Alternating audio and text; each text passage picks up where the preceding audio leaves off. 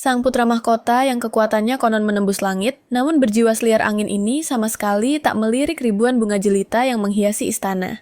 Hatinya telah terkunci mati hanya untuk sang kapten kesatria kerajaan. Meski ditolak ribuan kali, semangatnya tak pernah padam. Namun di mata Arya yang tajam, pria ini hanyalah sumber sakit kepala dan bencana berjalan. Sebagai tameng pelindung putra mahkota Arya, selalu tampil dengan aura disiplin baja yang tak tergoyahkan di depan publik. Tapi siapa sangka, di balik baju zirah itu, ia kini terisak di hadapan pemilik kedai langganan.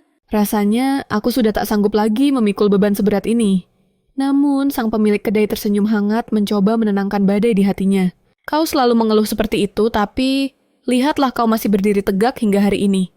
Justru karena pedang kalian para ksatria, yang menjaga kedamaian kami, rakyat jelata bisa tidur dengan tenang. Kata-kata sederhana itu menghantam relung jiwanya, membuat semangat juang di mata Arya kembali berkobar. Keesokan paginya, topeng ketegaran kembali, terpasang sempurna, siap menghadapi medan perang sesungguhnya. Ia menarik napas dalam menekan segala keluhan ke dasar hati, namun detik pintu itu terbuka. Sebuah pesawat kertas mendarat telak di dahinya sang pangeran pembuat onar menyeringai penuh kemenangan. Tepat sasaran di hati. Menyaksikan ruang kerja yang berubah, jadi lautan sampah, kertas aura pembunuh. Arya meledak seketika. Yang mulia, sampai kapan Anda mau bertingkah seperti bocah ingusan? Jika ingin bermain, silakan angkat kaki dari ruangan ini. Saya menolak lembur hanya untuk membereskan kekacauan akibat kemalasan Anda.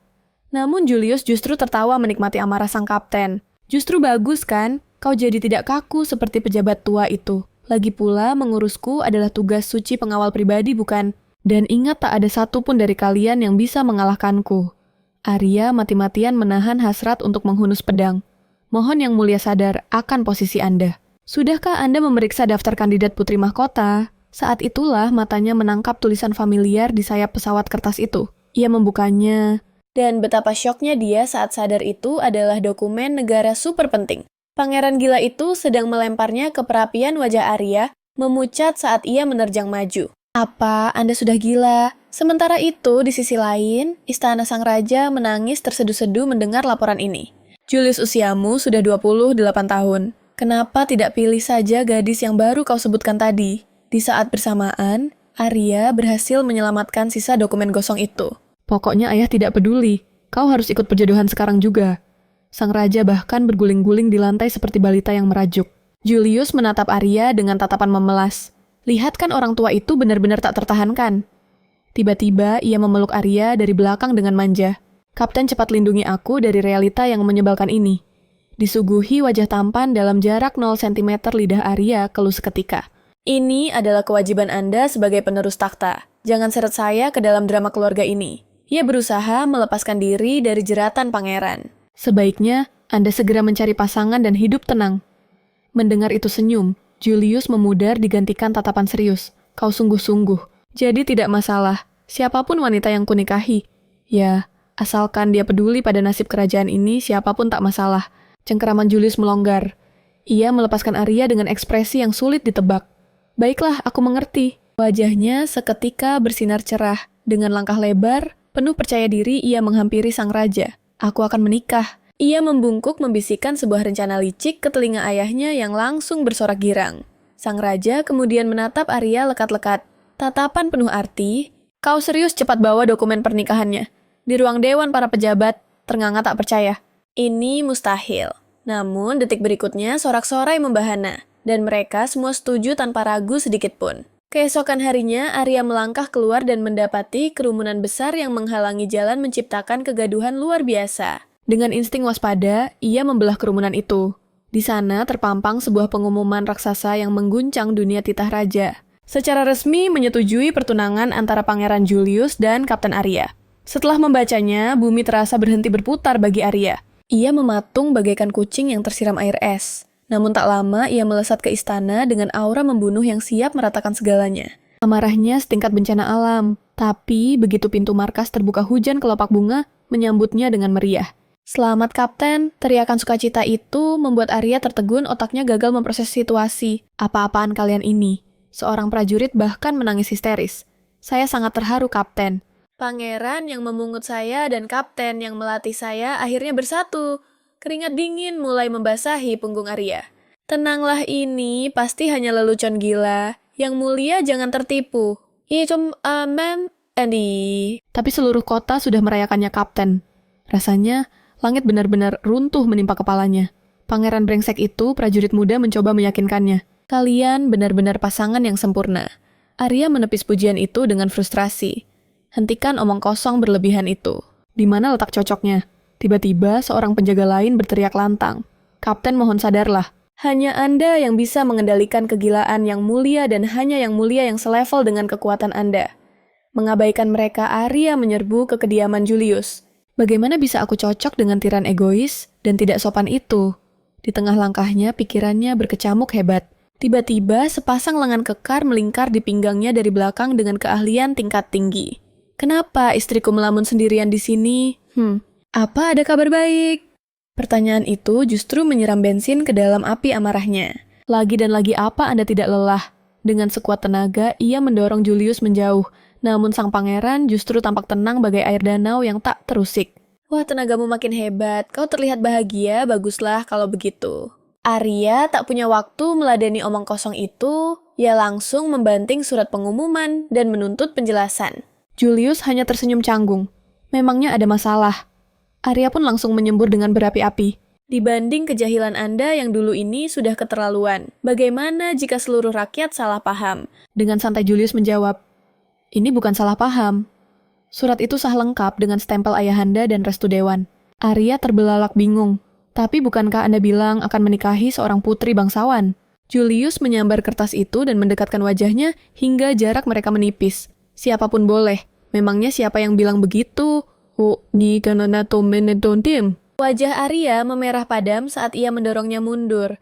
Hentikan ini, apa Anda benar-benar serius? Julius mengangguk mantap. Seketika itu juga, jiwa Arya serasa melayang, tubuhnya kaku bagai patung batu. Ini semua salahku. Maafkan aku. Namun, melihat reaksi syok sang kesatria wanita, Julius justru meledak dalam tawa. Sang kapten penjaga benar-benar mati kutu dibuatnya. Kalau begini, caranya lebih baik aku... Tangan Arya sudah bergerak ke gagang pedang, namun Julius dengan sigap menahannya. Tunggu dulu, bagaimana kalau begini? Ayo kita buat pertaruhan. Ku dengar ayahanda sangat bersemangat. Beliau bertekad mempersiapkan segalanya dan menggelar pernikahan. Dalam 6 bulan lagi. Mendengarnya, dunia Arya serasa runtuh. Julius lalu mengacungkan satu jari. Cara apapun boleh. Jika kau bisa mengalahkanku satu kali saja, sebelum hari H pernikahan batal. Tawaran itu membuat Arya ragu. Jangan tertipu wajah santainya. Di balik senyum itu tersimpan kekuatan monster yang sempurna tanpa celah. Dia bukan hanya bangsawan, tapi sosok terpilih yang diakui pedang suci. Sejak usia 5 tahun, sebagai ksatria suci jenius, wawasannya seluas samudra. Dalam seni bela diri, ia tak tertandingi. Melawan pangeran selevel dewa seperti ini, rasanya mustahil. Melihat keraguan itu, Julius mulai memancing. Ada apa? Tak percaya diri, dan kau menyebut dirimu pendekar pedang. Provokasi itu sukses membakar harga diri Arya. Ia memaksakan senyum manis meski batinnya ingin menghajar Julius. Yang mulia, mari kita pindah tempat. Di arena latihan tanpa basa-basi. Arya menebaskan pedangnya ke arah Julius. Dengan enteng, Julius melompat menghindar. Melihat 2 penonton bertepuk tangan di pinggir lapangan, Arya yang terengah-engah bertanya, "Apa kalian tidak kerja? Kami libur hari ini." Jawab mereka sementara Julius menguap bosan. Mau lanjut? Tentu saja, mundur sekarang sama saja, mencoreng kehormatan seorang ksatria. Ia kembali mengayunkan pedang pada tunangannya. Namun Julius menangkis semudah membalik telapak tangan. Dengan kekehan kecil dan dorongan ringan, ia membelokkan serangan Arya. Pedang itu terlempar ke udara menghantam balok kayu atap hingga hancur lebur. Reruntuhan itu jatuh tepat di atas Arya, tapi Julius sigap merangkul pinggangnya. Dalam sekejap, kilatan pedangnya menarik, membelah puing-puing itu menjadi debu. Di saat yang sama, ujung pedang Arya yang terlempar tadi mendarat tepat di dekat leher Julius. Ia tersenyum lembut penuh pesona. Apa ini terhitung kekalahanku? Wajah Arya seketika memanas. Tidak saya yang kalah. Saat atmosfer romantis mulai tercipta, raja tiba-tiba menyerbu masuk dengan panik. Julius, berapa kali kau akan menghancurkan istana baru kau puas? Sang pangeran menoleh santai. Istananya saja yang terlalu rapuh. Lalu ia menarik tangan Arya dan kabur dari amukan raja. Arya merasa sangat putus asa meratapi nasibnya. Rasanya ia ingin dunia ini tenggelam saja sekarang. Julius mendekat dan menunjuk pipinya sendiri. Maaf mengganggumu saat suasana hatimu buruk. Pandangan Arya menggelap. Apa maksudnya ini? Kau tidak berpikir kekalahanmu tanpa hukuman. Tom, mamam. Bukan berikan ciuman penuh gairah di sini. Tapi itu tak ada dalam perjanjian. Melihat Arya yang hampir menangis, Julius kembali menggoda. Masa pendekar pedang terkenal tidak bisa bertanggung jawab atas ucapannya sendiri. Mendengarnya tubuh Arya gemetar hebat. Ini benar-benar hukuman paling kejam sedunia. Namun ia segera menguatkan hati. Hanya ciuman di pipi, kan aku bisa. Ia memejamkan mata dan mencondongkan tubuhnya. Sambil berjinjit, ia mengecup pipi halus Julius. Tapi tiba-tiba, sang pangeran memutar kepalanya. Ciuman itu semakin dalam dan liar membakar akal sehat. Namun, saat kesadaran menyambar mata Arya, terbelalak lebar karena syok. Melihat senyum licik yang terukir di wajah Julius, rasa malu dan amarah bercampur aduk meledak di dalam dadanya. Tanpa sadar tangannya bergerak sendiri pelak. Wajah Arya kini memerah padam bak kepiting rebus. Apa sebenarnya maumu, Hah? Jika ini lelucon kau sudah keterlaluan, apa kau mencoba bilang, kau menyukaiku? Julius mendekatkan wajahnya perlahan hingga napasnya terasa hangat. Dengan suara berat dan lembut ia berbisik, akhirnya kau sadar juga. Keesokan paginya, Arya bangkit dengan susah payah. Mata pandanya menjadi bukti nyata malam panjang tanpa tidur yang menyiksanya. Ia meratapi nasibnya. Padahal dulu aku bisa tidur di mana saja, bahkan di medan perang sekalipun. Pria itu benar-benar tiran gila. Dia tak peduli pada siapapun. Selama itu menghiburnya, dia akan melakukan hal gila apapun. Memikirkannya hanya buang-buang waktu. Lebih baik lupakan saja. Tapi sialnya setiap kali ia memejamkan mata. Bayangan kejadian semalam terus berputar seperti kaset rusak. Wajahnya kembali panas membara menahan malu yang tak tertahankan. Saat penjaga memanggil Arya, langsung mengguyur dirinya dengan seember air dingin untuk menyadarkan diri. Sementara itu, Julius berjalan santai seolah dunia miliknya. Tiba-tiba, seekor harimau putih melesat bagaikan kilat. Teriakan histeris, sang raja terdengar memecah keheningan. Selamatkan aku, dasar anak durhaka. Arya melompat tinggi untuk mengejar, namun gravitasi menariknya jatuh. Bukannya menghantam tanah, ia justru mendarat tepat dalam dekapan kokoh Julius. Dengan nada mengejek Julius berkata, wah, tunanganku jatuh dari langit. Tapi Arya tak punya waktu untuk rayuan murahan itu. Jangan menghalangi jalan, lepaskan aku sekarang juga, teriak Arya. Namun Julius justru menyeringai jahil. Kau ini kaku sekali, tidak bisakah kau sedikit lebih manis pada calon suamimu? Arya meronta sekuat tenaga. Ini bukan waktunya bercanda yang mulia. Harimau itu adalah hadiah persahabatan antar negara yang baru. Tiba beberapa hari lalu, dan sekarang dia kabur. Dia membawa yang mulia di mulutnya dan mengamuk di kota. Kita harus menangkapnya sebelum raja menjadi santapan siang. Nantuin, tutnya. Mata Julius berbinar licik. Ide bagus, jadikan ini kompetisi kita berikutnya. Siapa yang menangkap harimau duluan dia yang menang. Bagaimana? Mendengar tantangan itu, semangat Arya membara. Aura membunuh yang memancar dari Arya. Begitu pekat hingga harimau buas itu pun merinding ketakutan. Saking kagetnya harimau itu melempar raja begitu saja. Tubuh raja menggelinding tragis persis seperti bola bowling yang gagal strike. Dengan sigap Arya menangkap raja sebelum mencium tanah. Sementara Julius berbalik menghadapi sang predator. Gerakannya secepat bayangan. Julius menghadang jalur harimau itu. Meski makhluk itu mengaum garang sang pangeran tak bergeming sedikit pun. Ia melangkah tenang, namun aura naga yang mengerikan meledak dari tubuhnya. Nyali sang harimau seketika ciut menjadi kucing rumahan. Namun bukannya pukulan maut Julius justru mendaratkan tepukan lembut di kepala hewan itu. Maafkan kekacauan ini ya. Ini salah bawahan yang tak becus itu. Kau punya semangat juang yang bagus. Aku suka itu. Meski taringmu patah dan dibuang ke tempat asing, kau tetap berjuang dengan kekuatanmu sendiri. Menyaksikan kelembutan yang tak terduga ini, Arya tertegun hanyut dalam pikirannya sendiri. Ingatan masa lalu melintas di benaknya. Melihat tunangannya tersenyum sendiri seperti orang bodoh, Julius mengangkat alis bingung. Tanpa aba-aba ia mengelus kepala. Arya persis seperti yang ia lakukan pada harimau tadi.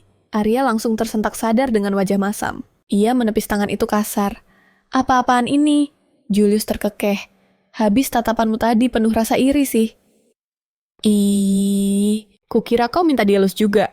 Arya mendengus keras. Aku cuma heran, kenapa aku melayani orang sepertimu? Jam kerjaku, habis aku pergi. Tapi Julius tak semudah itu melepaskannya. Tiba-tiba sebuah pelukan hangat mengunci tubuh Arya dari belakang. Napas hangatnya menggelitik leher Arya. Kau masih saja jual mahal seperti dulu. Tapi ingat, aku yang memenangkan kompetisi tadi kan? Jadi apa hukuman yang pantas untukmu? Rayuan maut itu membuat bulu kuduk Arya berdiri. BUK 1 tinju mendarat telak di wajah sang pangeran. Julius mundur 2 langkah sambil memegangi pipinya. Dasar wanita kasar. Tapi terserahlah. Hukumanmu. Nantikan saja nanti malam. Saat Arya kembali ke kamarnya, pikirannya kacau. Menantikan ini pasti bencana. Namun saat membuka pintu, ia melihat para pelayan sibuk berlalu lalang di kamarnya seperti semut. Arya bingung bukan main. Belum sempat bertanya, para pelayan itu selesai berkemas dalam sekejap mata menyisakan kamar yang kosong melompong. Seketika bayangan keakraban pangeran dan harimau tadi kembali terlintas di benaknya. Arya yakin 100%. Dasar gila, dia pasti mengusirku demi memberikan kamar ini untuk harimau itu.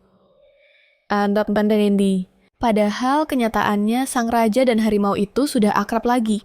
Tanpa pilihan lain, Arya kembali ke istana dengan langkah berat. Seorang penjaga bertanya polos, "Kapten, bukannya baru saja pulang?" Wajah Arya langsung tertekuk mengerikan menahan amarah. Ada sesuatu yang mendesak, aku harus segera bicara pada Yang Mulia. Namun langkahnya terhenti saat mendengar suara Julius membuat sang kapten menoleh dengan tatapan membunuh. Di sana berdiri Julius lengkap dengan pakaian mewah, menyilaukan dan setangkai mawar di bibirnya. Pangeran kesayanganmu telah tiba. Sayangku, serangan visual itu membuat pertahanan hati Arya goyah seketika. Permainan kostum macam apa lagi ini? Tatapan Julius begitu dalam dan memabukkan. Jika kau bertanya malam ini, aku adalah pencuri bayangan yang akan mencuri hatimu. Bukannya terpesona, urat kekesalan di dahi Arya justru semakin menonjol. Apa sebenarnya rencanamu, Sang pangeran pun menghela napas dramatis. Aduh, hatiku sakit sekali. Padahal aku sudah susah payah berganti pakaian khusus untukmu. Tiba-tiba, ingatan buruk terlintas di benaknya. Yang Mulia, bagaimana dengan kamarku? Tanpa basa-basi Julius langsung menuntunnya ke tempat asing. Kita sudah sampai sayang. Pintu terbuka menampilkan ruangan super mewah, yang luasnya tak masuk akal dengan cahaya berkilauan di mana-mana. Arya menatap sekeliling dengan gugup. Aura kekayaan ini? Apa maksud semua ini? Tempat ini terlalu... Dengan senyum penuh, arti Julius menjelaskan, ini adalah penjara hukumanmu. Mulai sekarang, kau dilarang kembali ke asrama ksatria. Kau akan tinggal di sini, dan semua makananmu akan diantar langsung. Segala kebutuhanmu akan dilayani oleh para pelayan. Setelah menjatuhkan bom perintah itu, Julius berbalik pergi begitu saja. Tinggallah Arya seorang diri dikepung para pelayan. Dalam sekejap mata, seragam ksatrianya telah berganti menjadi gaun tidur yang anggun. Ini terlalu mencurigakan. Jika si pangeran licik itu yang mengaturnya, pasti ada udang di balik batu. Namun, setelah makan malam mewah dan berendam air hangat, tubuhnya justru mengkhianati kewaspadaannya dan nyaman di atas kasur empuk. Saat kesadaran hampir hilang, matanya mendadak terbuka lebar. Tunggu, tidak terjadi apa-apa. Yang Mulia tidak datang mengganggu. Bahkan pakaiannya entah bagaimana sudah bersih terlipat rapi. Apakah ini sebenarnya hadiah tersembunyi? Dengan pikiran naif itu, Arya pun memunggungi dunia dan menyerah pada alam mimpi di kegelapan. Di tengah keheningan malam, sosok pria tampan melangkah masuk hanya diterangi cahaya lilin yang redup.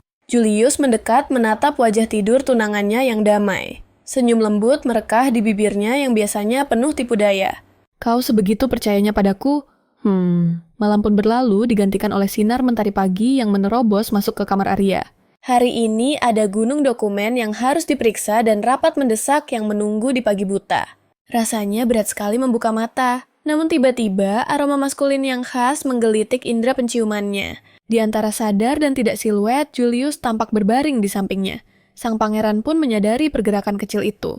Wajah tampan itu mendekat dengan penuh perhatian. Apa mimpimu indah semalam? Arya hanya bergumam, tak jelas sambil berbalik. Cuma mimpi rupanya, pikirnya. Melihat respon linglung itu, Julius tersenyum jahil dan menarik tubuh Arya ke dalam pelukannya. Mau kulanjutkan yang semalam? Bam. Detik berikutnya, tubuh sang pangeran sudah terpental menabrak tembok hingga retak. Julius bangkit sambil menggaruk kepala yang tidak gatal. Tenaga raksasa bahkan saat setengah sadar, setidaknya serangga pengganggu takkan berani mendekat. Ada rasa lega di nada bicaranya. Dia pun beralih menuangkan secangkir teh susu hangat. Arya yang nyawanya belum terkumpul perlahan duduk. Cangkir di tangannya terasa nyata. Kehangatan ini bukan ilusi mimpi. Lalu sebuah tangan besar mengusap kepalanya dengan lembut. Sontak kesadarannya kembali 100%. Dia melompat mundur lalu berlutut dengan wajah pucat pasi. Maafkan ketidaksopanan saya. Sebagai kapten penjaga, saya gagal mendeteksi penyusup dan hanya yang mulia pengecualian bagi insting saya. Jika orang lain, saya pasti sadar. Pengakuan polos itu terdengar seperti musik di telinga Julius. Dia meraih tangan kesatria wanitanya dengan lembut. Di momen yang nyaris romantis itu, telinga tajam mereka menangkap suara gaduh dari bawah. Kasus penculikan. Kasus ini melibatkan yurisdiksi antar negara Ordok Ksatria. Biasa tak bisa sembarangan bergerak, tapi korbannya hanya rakyat biasa. Mendengar rakyat menderita, mata sang kapten berkilat tajam. Sekejap, dia sudah mengenakan seragam kebesarannya. Yang mulia tugas memanggil saya. Sebelum melesat pergi, dia menoleh sejenak dengan tatapan yang lebih lembut. Terima kasih atas jamuannya semalam. Teh susunya sangat lezat.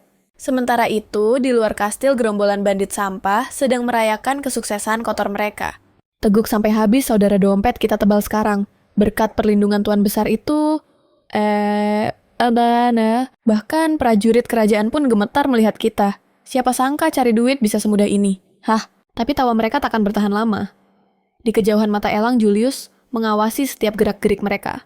Sindikat perdagangan budak lintas negara. Karena mereka memiliki pelindung yang kuat di balik layar. Tak ada satu negara pun yang berani menyentuh mereka. Mendengar fakta itu, otak strategis Arya mulai menyusun formasi tempur. Namun, sang pangeran memotong dengan senyum meremehkan. Simpan rencanamu. Sampah seperti mereka tidak butuh strategi rumit. Kalian sudah lama menahan amarah, bukan sekarang. Lepaskan hasrat membunuh itu. Mendengar titah, sang tuan para pengawal menyeringai lebar bagaikan iblis yang lepas dari rantai. Detik itu, juga aura kematian menyelimuti para pedagang budak yang masih mabuk kepayang. Mereka sama sekali tidak sadar kalau nyawa mereka sudah di ujung tanduk. Melihat seorang kesatria mendekat dengan kuda-kuda tempur, para bandit itu justru bangkit dengan semangat, mengira ini mangsa empuk. Sungguh keberanian yang bodoh, pergilah merenung di neraka. Namun sebelum otak mereka memproses rasa takut satu persatu, tubuh mereka terpental dihantam kekuatan mengerikan sang kesatria. Sisanya langsung dikepung tanpa ampun. Melihat Julius yang hanya bertepuk tangan santai di pinggir lapangan, para bandit yang putus asa menolak menyerah dan nekat menerjangnya dengan pisau terhunus. Kau bosnya ya, mati kau. Tapi Arya sang pelindung setia tidak tinggal diam.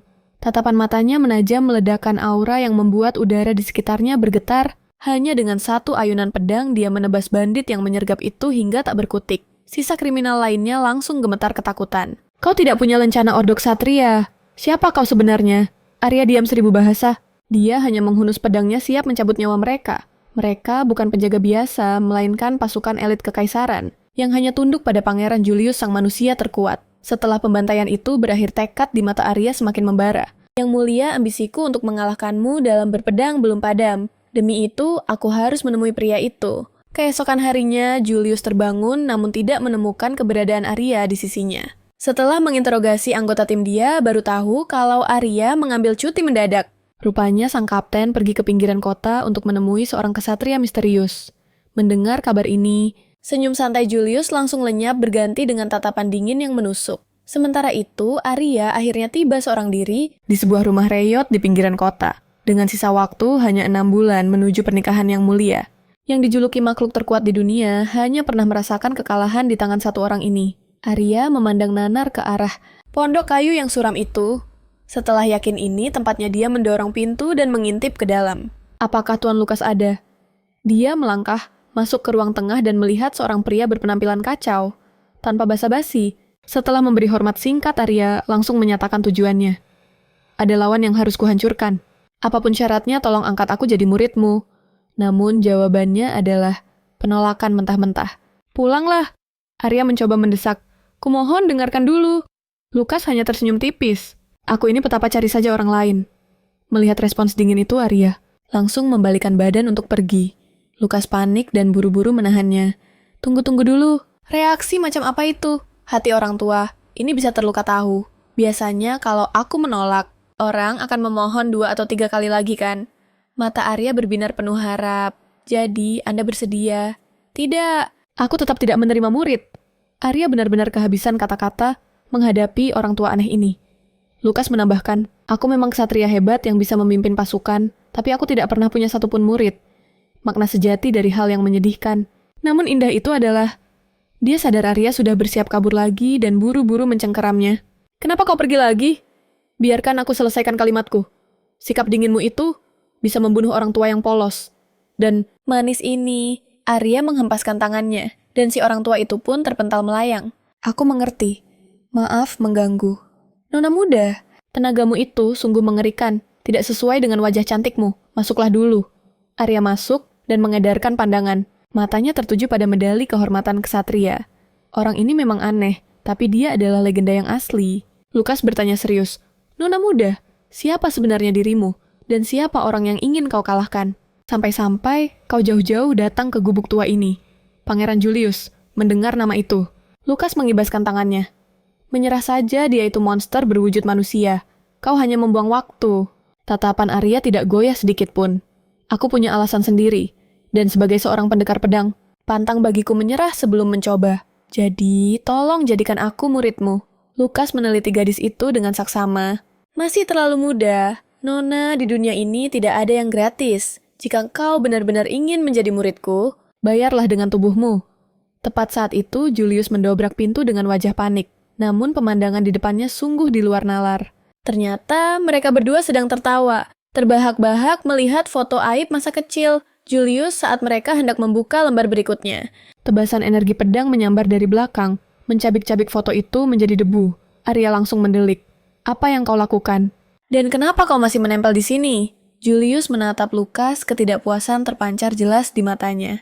Sebenarnya apa rencana kalian berdua? Baru saja tadi saat mendengar soal membayar dengan tubuh, Arya langsung menghunus pedangnya siap bertaruh nyawa. Tubuhku siap entah untuk seni pedang atau kerja kasar.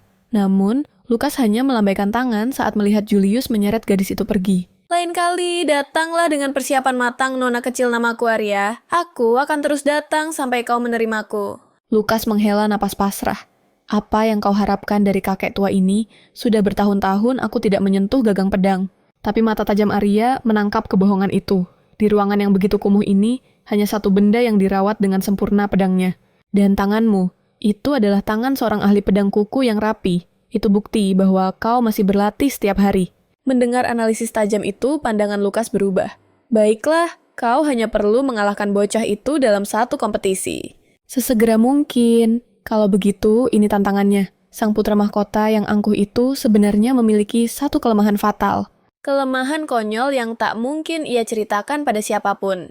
Siapapun yang menebaknya lebih dulu dialah pemenangnya. Aku yakin tuan muda yang sombong itu tak akan pernah mengakuinya jadi nona kecil ini pasti menang tanpa.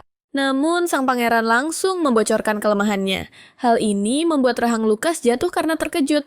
Bahkan sebelum Arya sempat memastikan, Julius langsung menariknya pergi. Kini hanya tersisa Lukas menatap nanar pada foto-foto tua yang terkoyak waktu. Dia mengatakannya semudah itu, dasar bocah tengik. Ingatan pun melayang kembali ke 22 tahun yang lalu. Julius kecil terlihat memeluk erat kaki Lukas.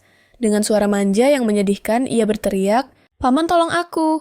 Di saat yang sama, Yang Mulia Raja, yang saat itu masih gagah perkasa, sedang mengobrak-abrik istana mencarinya. Melihat ini, Lukas hanya bisa menghela napas dan menenangkannya. Yang mulia, meski orang tua itu menyebalkan, bersabarlah. Kau hanya perlu menunggu sampai tubuhmu tumbuh besar. Ayolah jangan kabur. Kembali pada ayahmu. Namun, ekspresi Julius tiba-tiba berubah menjadi sangat tenang dan dingin. Dasar tidak berguna. Apa kau pikir ada sesuatu di dunia ini yang tidak berjalan sesuai kehendakku? Ucapan itu membuat wajah Lukas menggelap seketika. Rasanya ia ingin melempar bocah sombong ini ke tempat sampah. Julius kembali membolos seperti biasa. Lukas menyindir tajam. Bersikap seterbuka ini soal membolos. Kau benar-benar punya masa depan cerah. Julius menjawab dingin. Apa yang bisa kupelajari dari orang-orang yang lebih lemah dariku? Itu kejam sekali. Kau pasti tidak punya teman sama sekali, kan? Julius mendengus. Aku tidak butuh teman. Melihat itu, Lukas menyeringai dan merampas buku dari tangan Julius. Kau sama sekali tidak imut. Lalu ia membanting bocah itu ke tanah. Aku menang buku ini, kusita. Mereka pun saling kejar dan bergulat. Lukas mulai menggoda bocah itu tanpa henti. Keduanya menciptakan kenangan hangat yang tak terlupakan. Melihat kedekatan aneh itu, rekan-rekan Lukas memperingatkan. Jaga sikapmu. Dia itu putra mahkota. Tidak apa-apa untuk bocah seperti dia. Perlakuan ini justru tepat. Dia tidak tahu cara bereaksi karena jurang pemahaman antara dirinya dan orang lain terlalu lebar. Tiba-tiba, kegaduhan pecah. Ada penyusup di kamar putra mahkota. Lukas mendengar teriakan itu. Ia menerjang masuk ke kamar Julius. Namun pemandangan di balik pintu itu menghantam jiwanya dengan keras. Bocah itu duduk di tengah genangan darah mencengkeram pedang yang berkilauan sementara teror berkedip liar di matanya. Tangannya gemetar hebat. Aku tidak butuh mereka yang lebih lemah dariku. Kembali ke masa kini di sisi Arya. Rasa penasaran tak terbendung. Kelemahan itu, apa maksudnya kau tidak bisa tidur? Adi. Mendengar itu, Julius mencondongkan tubuhnya menggoda. Apa akhirnya kau mulai tertarik padaku sekarang? Kau belum pernah melihatku tidur selama ekspedisi, kan? Fakta ini jauh berbeda dari imajinasi liar Arya. Dia pikir sang pangeran manja itu hanya bisa tidur di atas kasur sutra super mewah. Julius mengibaskan tangan seolah itu remeh. Aku bisa menggantinya dengan tidur siang singkat, jadi tak masalah. Ia menambahkan, Lukas tidak menerima murid. Sejak pasukan pengawal dibentuk, aku sudah mengancamnya untuk jadi penasihat. Tapi dia mengabaikanku. Bahkan perintah kerajaan pun dianggap angin lalu. Dengan lembut ia meraih tangan tunangannya. Lalu bertanya dengan tatapan bingung yang tulus. Tidak bisakah kau memilihku saja? Aku jauh lebih kuat darinya. Kau tahu, jawab Arya dengan tatapan serius yang membara. Aku tidak bisa, karena bagiku, kau bukan guru melainkan rival yang harus kulampaui. Mendengar deklarasi perang itu, Julius tertawa lepas. Sudah lama sekali tidak ada yang berani bicara begitu padanya. Beberapa hari kemudian, pasukan pengawal berkumpul. Sang legenda Lukas mulai memperkenalkan dirinya. Perkenalkan, nama saya Lukas Mulai. Detik ini saya resmi menjabat sebagai penasihat khusus bagi para pengawal kerajaan, mohon bimbingannya. Sementara itu, di luar dinding istana yang kokoh, seorang pembunuh bayaran sedang menyombongkan diri di hadapan saudagar kaya yang membayarnya mahal. Percayalah padaku, tidak peduli, pangeran mahkota dari negeri manapun. Aku sang pembunuh, bayaran kelas elit pasti akan berhasil menuntaskan misi ini. Tanpa membuang waktu, bayangan hitam itu menyusup masuk ke dalam istana dengan kecepatan kilat. Pertahanan macam apa ini? Terlalu lemah. Bagi seorang profesional ini hanyalah permainan anak kecil. Namun, tepat saat ia merancang strategi pembunuhan, tiba-tiba, gendang telinganya dihantam oleh teriakan yang menggelegar. Yang mulia, kue pai itu dipanggang khusus untukku oleh Darta. Julius tampak begitu bahagia. Bahkan ia berhalusinasi kalau kue itu memohon untuk dimakan oleh pria tampan. Sepertinya, kebisingan yang tidak masuk akal ini hampir membuat sang pembunuh menjadi tuli seketika. Membuatnya panik mengira penyamarannya telah terbongkar. Namun suara aneh kembali terdengar. Ternyata itu adalah sang raja yang sedang menyeret tumpukan gaun pengantin ke sana kemari. Sibuk mencari keberadaan Arya. Orang itu memang raja negeri ini. Tapi target utamaku adalah sang pangeran. Biarkan saja dia hidup untuk saat ini. Tapi karena kecerobohannya sang raja, malah membiarkan gaun indah itu tersobek oleh pedang yang tergeletak di lantai, bagai disambar petir di siang bolong. Raja itu pun menangis histeris. Pemandangan konyol ini justru membuat sang pembunuh bayaran merasa ngeri setengah mati. Para pengawal langsung menyerbu ke arahnya dengan wajah garang. Hei kau yang di sana, jangan berani-beraninya menindas, yang mulia raja. Setelah pelarian yang memacu adrenalin, ia akhirnya bisa mengatur napasnya kembali. Apa yang salah dengan orang-orang di negeri ini? Mereka semua gila. Saat ia mendongak tatapan mengerikan sudah menunggunya di depan mata. Maaf, boleh saya tanya, apa yang sedang Anda lakukan di tempat ini? Warga sipil biasa dilarang keras masuk ke area ini. Aura. Intimidasi itu membuat nyali sang pembunuh menciut hingga ia meminta maaf berkali-kali. Maafkan saya. Namun tiba-tiba, ia melihat wajah selembut malaikat mengulurkan tangan padanya. Apakah kamu baik-baik saja? Kamu bukan warga biasa kan? Pertanyaan itu membuat jantungnya berdegup kencang. Dengan cepat, ia menampar pipinya sendiri untuk sadar dan kembali ke mode pembunuh. Betapa tidak sopannya. Aku ini pembunuh bayaran kelas elit yang asli. Tanpa basa-basi Arya mengangkat tubuh pria itu dan melemparnya keluar dari istana seperti membuang sampah. Jangan berbuat jahat lagi ya. Oke. Kalimat manis itu membuat hati sang pembunuh berantakan. Namun jauh di lubuk hatinya, harga dirinya sebagai profesional masih membara. Ia pun kabur untuk menyusun ulang rencananya. Saat malam menyelimuti langit, ia memanjat dinding istana dengan gerakan lincah. Sialan beraninya mereka meremehkanku. Apapun yang terjadi misi ini harus sukses. Akan kutunjukkan pada dunia bahwa aku adalah pembunuh bayaran nomor 1. Lihat saja nanti, sang pembunuh elit ini menyusup ke dalam kamar tidur utama untuk menghabisi nyawa pangeran mahkota. Namun langkahnya terhenti total. Ia terpaku melihat wajah tidur yang begitu mempesona dari gadis di hadapannya. Di sisi lain, Julius yang berada di samping Arya menatap dingin ke arah sang penyusup dengan aura membunuh yang pekat. Kau sepertinya melewati hari yang sangat sibuk, bukan? Bagaimana rasanya jika kau berani melangkah satu jengkal? Lagi kami pastikan kau tidak akan bisa pergi dari sini dengan anggota tubuh yang lengkap. Merasakan bahaya maut sang pembunuh, sadar bahwa orang bijak tahu kapan harus mundur. Ia pun nekat melompat keluar dari jendela. Julius menatap tunangannya dengan pikiran yang menerawang jauh. Ancaman tadi seharusnya cukup untuk membuat tikus itu tidak berani kembali lagi. Dengan lembut, ia membetulkan posisi tidur Arya. Tapi tiba-tiba Arya yang masih terlelap melayangkan tinju telak tepat ke wajah Julius. Sementara itu, putri kerajaan mendengar kabar mengejutkan tentang kakaknya yang mengumumkan pertunangan. Julius ini pasti lelucon yang tidak lucu. Panggil wanita itu menghadapku sekarang juga. Aku tidak akan membiarkan siapapun bertindak sembrono di kota ini.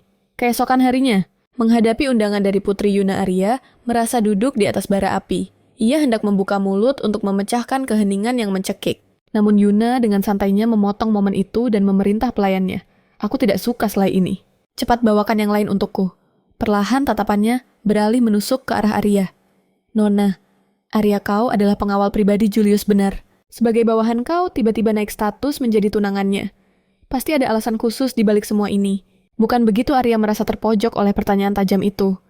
Dalam hatinya ia berpikir, sudah kuduga. Meskipun Julius orang yang aneh seperti itu, dia tetaplah satu-satunya saudara kandung Yuna. Sang putri pasti kecewa melihat kakaknya terlibat hubungan tidak jelas dengan pengawalnya sendiri. Aku harus meluruskan kesalahpahaman ini sekarang juga. Dengan lantang ia berkata, Putri Yuna, saya sudah melayani Julius selama 5 tahun, dan mulai sekarang pun saya akan terus melayaninya. Ini adalah usaha Arya untuk menunjukkan loyalitasnya. Maksud hati ingin menjadi pengawal setia, tapi kalimat itu justru menyambar. Yuna bagaikan petir, melayaninya selamanya dalam peran sebagai seorang istri. Air mata mulai mengalir deras di pipi sang putri. Awalnya aku mengira Julius telah mengancamnya. Tapi lihatlah sorot matanya begitu tulus dan serius. Semakin dipikirkan, semakin tidak masuk akal. Apakah benar ada seseorang di dunia ini yang benar-benar sudi menikah dengan makhluk aneh itu?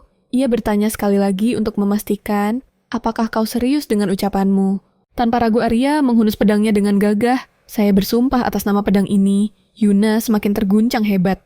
Dia sampai mengucap sumpah suci demi orang seperti kakaknya. Memikirkan pengorbanan itu, sang putri hampir pingsan Arya. Dengan sigap melesat untuk menahan tubuhnya. Anda baik-baik saja, Yuna, hanya bisa terisak haru dengan mata yang berkaca-kaca. Benarkah tidak ada cara untuk menyelamatkannya? Nona Arya panik melihat sang putri jatuh pingsan. Apakah dia diracuni? Tepat saat itu, Julius muncul dengan santai. Dia berkata, dia baik-baik saja. Yuna memang agak aneh sejak kecil. Seketika, Yuna bangkit dan memeluk Arya. Terlalu dini untuk menyerah pada hidup. Lagi pula dia ini tanpa wajah tampan dan hartanya hanyalah pria penuh cacat yang menyedihkan. Tolong pikirkan lagi Arya. Wajahnya pun akan terlihat biasa saja kalau kau memandangnya terlalu lama. Saat itulah dia menyadari, kue miliknya telah habis dilahap oleh kakaknya sendiri, aura membunuh seketika meledak dari tubuh Arya. Demi membela sang putri, dia melempar tubuh. Pangeran Julius melintasi ruangan bagaikan karung beras. Dengan kue hasil rampasan di tangan dia, berseru lantang Putri Yuna. Aku sudah memutuskan. Saat ini yang paling ingin kulindungi adalah Anda, Putri Yuna. Biarkan aku menjadi ksatria pelindungmu. Yuna menatap adegan heroik itu dengan mata yang berbinar penuh kekaguman, seolah ada bintang di sana. Dia mengambil kue itu dan mendaratkan ciuman lembut di pipi Arya. Lalu berbisik, mulai detik ini Arya adalah milikku. Beberapa saat kemudian di istana sang raja menghadapi dua kakak beradik yang mengerikan ini dengan kepala pening. Ayah, jadikan Arya ksatria pribadiku, namun melihat putra mahkota di belakangnya dengan senyum penuh ancaman. Raja tidak sanggup memilih. Dia berkata, aku sudah tidak peduli. Kalian berdua selesaikan masalah ini sendiri. Yuna memberikan tawaran menarik. Bagaimana kalau begini? Di pesta topeng bulan depan, siapapun yang terpilih sebagai pasangan dansa terbaik akan resmi menjadi tuan bagi Arya. Arya merasa firasat buruk. Tolong jangan seret aku ke dalam perang saudara kalian. Yuna melangkah mendekati Arya dengan anggun. Dia menangkup pipi Arya dengan lembut. Tenang saja Arya, aku akan segera menyadarkanmu. Sentuhan itu membuat jantung Arya berdegup kencang tanpa kendali. Manis sekali. Apakah aku bermimpi? Raja memperingatkan dari samping, sekali Yuna menginginkan sesuatu. Dia tidak akan pernah melepaskannya. Dia pasti akan berjuang mati-matian.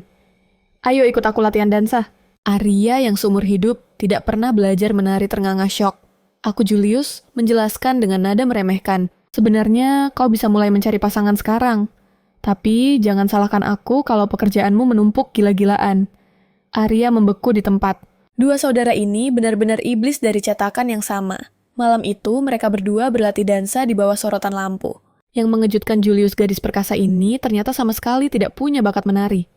Mendengar itu wajah Arya memerah padam.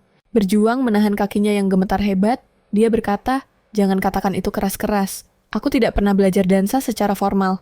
Tidak sepertimu Julius memiringkan kepala. Kau pikir aku serius ikut les? Aku hanya meniru gerakan instruktur tadi."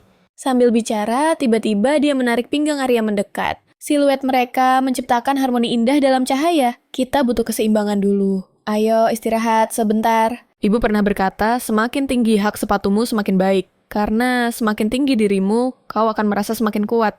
Tapi kau tidak butuh benda ini. Dia melepaskan sepatu hak tinggi Arya dengan lembut. Arya tersentak kaget. Tunggu Yang Mulia ternyata punya ibu Julius menatapnya seolah dia adalah makhluk paling bodoh di dunia. Kau pikir aku lahir dari batu? Maksudmu, kau benar-benar punya masa kecil. Kau kan sudah lihat foto-fotonya. Dan kau tertawa sangat keras waktu itu. Dia menghela napas panjang lalu tatapannya menajam seketika. Dia mencengkeram pergelangan kaki Arya. Berani sekali kau bersikap sombong. Seketika dia mendorong Arya jatuh ke sofa. Aku belum menghukummu atas kejadian di tempat Lukas. Namun tepat saat itu, kilatan kesepian melintas di mata sang pangeran seolah air mata hendak jatuh. Melihat ekspresi khawatir Arya, Julius memalingkan wajah rahangnya mengeras menahan emosi, menatap punggung pangeran yang menjauh. Arya merasakan getaran asing yang menyentuh hatinya. 1 bulan kemudian, di malam pesta topeng yang dinanti, kembang api meledak megah di angkasa suasana pesta. Begitu hidup dan meriah. Para anggota pasukan tak kuasa menahan tangis haru melihat kapten. Mereka berdandan. Arya mengenakan gaun merah muda bertabur bunga dan permata. Membuat kehadirannya semakin memukau dan menyita perhatian. Menyaksikan hidup kapten memasuki babak baru dengan mata kepalaku sendiri. Aku sungguh tak bisa membendung emosi ini. Ini cuma pesta dansa, jangan terlalu dramatis. Tapi terima kasih atas pujiannya. Di momen yang tepat ini, sang pemeran utama pria yang tampil gagah muncul dan memeluknya erat dari belakang. Meski hatinya berbunga-bunga, kata-katanya tetap setajam silet. Wanita tidak feminin sepertimu benar-benar memakai gaun. Dan demi aku, melihat asap keluar dari telinga Arya. Dia menjelaskan dengan nada sabar, itu karena meskipun aku bilang kau terlihat cantik saat ini. Kata-kata takkan cukup bagimu, jadi biarkan tindakanku yang menjawab. Julius berputar liar, memantul di seluruh ruangan dengan energi yang meledak-ledak. Betapa mempesonanya wanita ini. Dan begitulah diiringi perdebatan sengit sepanjang jalan pasangan itu, akhirnya tiba di pusat pesta dansa. Lantai dansa bersinar menyilaukan mata panggung bagi para bangsawan untuk pamer kebolehan. Namun, mata tajam Arya menangkap hawa bahaya yang tak wajar. Jadi benar ada pembunuh bayaran di sini. Julius mengonfirmasi dengan nada santai seolah nyawa mereka bukan taruhannya. Tentu saja, inilah satu-satunya waktu dalam setahun ketika kewaspadaan para penjaga istana berada di titik terendah. Putri Yuna tiba-tiba muncul di lantai dansa, bagaikan primadona. Julius tersenyum penuh percaya diri. Ayo, tunjukkan pada mereka hasil neraka latihan 1 bulan kita. Ini bukan saatnya main-main, tapi sang pangeran tak peduli dan melanjutkan. Hanya berdansa biasa itu terlalu membosankan. Kita mulai kompetisinya sekarang juga. Siapa yang melepaskan pegangan duluan dia yang kalah. Arya kebingungan setengah mati. Lalu, bagaimana caranya kita menghajar musuh dengan kondisi terikat begini? Tarian Putri Yuna begitu hangat dan menyembuhkan memancing sorak-sorai kekaguman dari seluruh penjuru aula. Dalam hal berdansa, aku bersumpah tidak akan kalah dari siapapun. Yuna yakin saat Arya melihat Julius yang tak sempurna, gadis itu akan sadar. Tapi saat dia melirik lawannya, pemandangan di depannya membuatnya ternganga tak percaya. Julius memutar tubuh Arya dengan kegilaan tingkat dewa di tengah ruangan, layaknya gasing manusia. Arya benar-benar pusing 7 keliling. Menghadapi tatapan syok semua orang, Julius beralasan tanpa dosa. Maaf ya, dia agak terlalu bersemangat malam ini. Memanfaatkan kelengahan itu, seorang pembunuh melempar jarum perak mematikan. Tapi mereka sudah siap. Arya menghantamkan tumitnya dengan brutal. Sekali hantam si pembunuh, langsung pingsan tak sadarkan diri. Gilanya, tarian mereka tetap sempurna berpadu layaknya kupu-kupu merah dan biru dalam harmoni maut. Julius tak tahan untuk tidak menggoda tunangannya. Gerakan kaki yang indah nona. Ini hasil latihan gila belakangan ini. Arya merasa dunia berputar. Tolong seriuslah sedikit Yang Mulia. Melihat tarian badai tornado mereka, Yuna benar-benar terguncang hebat. Mungkinkah itu wujud gairah, cinta membara yang tak pernah ku mengerti? Karena melamun Yuna kehilangan keseimbangan dan jatuh ke belakang. Dengan sigap Arya mengulurkan tangan dan menangkap tubuh sang putri lalu memberikan senyuman lembut yang bisa melelehkan hati. Namun sedetik kemudian dia kembali berputar menjauh meninggalkan Yuna yang menatap punggungnya dengan wajah merah merona dan hati berdebar. Tak lama kemudian, saat penentuan juara tiba. Pasangan dansa terbaik yang terpilih malam ini adalah dua orang ini. Menyaksikan kemenangan Yuna Julius berkata dengan nada datar, "Ini adalah hasil yang sudah diskenariokan sejak awal." Saat si kecil itu memastikan kehadirannya, kemenangannya sudah mutlak. Mereka yang tidak memilih keluarga kerajaan takkan berani menampakkan batang hidungnya di pesta ini. Yuna perlahan akan paham arti perlakuan spesial ini. Arya tak habis pikir. Meski begitu, kemampuan yang tidak dinilai secara adil adalah tindakan bodoh. Namun tiba-tiba sang pembawa acara berteriak ke arah balkon. "Kalian berdua yang ada di lantai atas. Selamat, kalian memenangkan penghargaan putaran paling dahsyat malam ini, mohon segera naik ke panggung." Mendengar gelar konyol itu, insting pertama, Arya adalah kabur secepat kilat. Tapi Julius mencengkeram tangannya erat. "Melarikan diri bukan gaya kita, sayang." Tanpa aba-aba dia mendekap Arya dan melompat turun dari balkon tinggi itu, sang pembawa acara justru memanas-manasi suasana. Tolong berikan sepatah dua patah kata kemenangan untuk para hadirin. Sebelum Arya sempat protes, Julius membungkamnya dengan ciuman yang membakar. Keesokan paginya, Julius membuka pintu dengan wajah ceria. Hanya untuk melihat Arya sedang menemukan batu dengan tangan kosong. Pangeran itu bergidik, "Apa yang sedang kau lakukan?" Penjaga di sampingnya menjelaskan, "Saya minta tolong kapten membuat kerikil untuk taman yang mulia." Arya bekerja dengan aura menyeramkan. Sesama manusia harus saling membantu. Lagi pula aneh sekali. Setiap kali teringat wajah seseorang tertentu, tanganku rasanya gatal ingin menghancurkan sesuatu. Julius hanya bisa pasrah. "Maaf mengganggu pengakuan cintamu yang langka itu, tapi ada seseorang yang lebih merepotkan dariku sedang mencarimu. Sang putri Yuna." Persaingan kakak beradik itu berakhir dengan kemenangan mutlak sang adik. Dan Arya adalah hadiah taruhannya. Tak butuh waktu lama, Yuna mendandani ksatria garang itu layaknya boneka cantik. "Jangan khawatir, kau terlihat sangat menggemaskan. Masih banyak baju yang lebih cocok untukmu di toko." Menyaksikan pemandangan itu, Julius tersenyum puas dalam hati. Adikku benar-benar hebat kali ini. Dia takkan sudi memakai gaun itu kalau aku yang memintanya. Lalu dia memberi perintah santai pada penjaga. "Kaptenmu sedang jadi pengasuh si kecil hari ini, biarkan saja. Kau urus sisanya sementara. Ada hal menarik yang harus kusaksikan." Sambil menyunggingkan senyum penuh, artis sang pangeran melompat turun dari lantai 2 mendarat tepat di sisi Arya. Mata putri Yuna berbinar melihat menu teh edisi terbatas. Dengan ceria dia berbisik pada pemilik toko. "Hari ini aku kabur bersama kakak perempuanku." Wah, kakaknya terlihat sangat cantik dan anggun ya. Mendengar itu, hati Yuna berbunga-bunga. "Mulai sekarang, Arya adalah ksatria pribadiku. Kita akan bersama selamanya." Arya tertegun sejenak lalu berlutut dengan hormat. "Putri Yuna." Suatu kehormatan mendengar itu, namun pedang dan setiaku sudah kuserahkan pada Pangeran Julius. Sumpah ksatria tak bisa dilanggar. Yuna bingung. Julius itu monster yang tak butuh perlindungan siapapun. Namun Arya menjawab dengan tatapan tajam. "Mungkin benar, tapi justru kebebasan dan kekuatan beliaulah yang menyelamatkan nyawa kami semua. Kami telah bersumpah setia sampai mati." Tiba-tiba sosok Julius muncul entah dari mana. Dia sudah bicara begitu, menyerahlah Yuna. Tatapannya menajam saat menoleh. "Arya, kembalilah ke tempatmu." Tanpa bantahan Arya bangkit dan mundur mematuhi perintah tuannya. Julius mulai menasihati adiknya. Seorang penguasa sejati dinilai dari bagaimana bawahan memilih untuk mengikutinya. Yuna meremas bonekanya dengan erat. "Baiklah, kali ini aku mengalah. Tapi bukan berarti aku menyerah selamanya." Di kereta kuda Arya tampak kelelahan nyaris ambruk. Julius menatapnya dengan wajah masam seolah kesal melihat tingkah laku Arya yang pura-pura kuat. Sebenarnya dia takut Arya akan memilih Yuna. Seolah bisa membaca pikiran itu, Arya berbisik lembut. Mengira pangeran hanya sedang jahil, memancing jawaban yang sudah dia tahu. Tiba-tiba topik pembicaraan berubah. "Ingat dansa di pesta itu. Kita sepakat, siapa yang melepaskan pegangan duluan, dialah yang kalah." Arya mengakui kekalahannya. Julius tersenyum licik penuh kemenangan. "Hukumannya, kau dilarang melepas benda itu selamanya." Arya menatap cincin emas yang melingkar di jari manisnya. Untuk selera yang mulia, model ini cukup sederhana. Tiba-tiba, Bam! Dia mengayunkan tinjunya sekuat tenaga menghancurkan batu di sebelahnya. Ajaib cincin itu sama sekali tak lecet, justru bersinar samar. Saat itulah Lukas muncul. Sang penasihat pasukan berjalan mendekat. Dengan antusias, Arya pamer pada gurunya, "Guru Lucas, lihat ini. Cincin ini tetap utuh, walau kupakai menghajar benda keras." Lukas mengamati benda itu dengan teliti. Terkejut Lukas bertanya dari mana asalnya.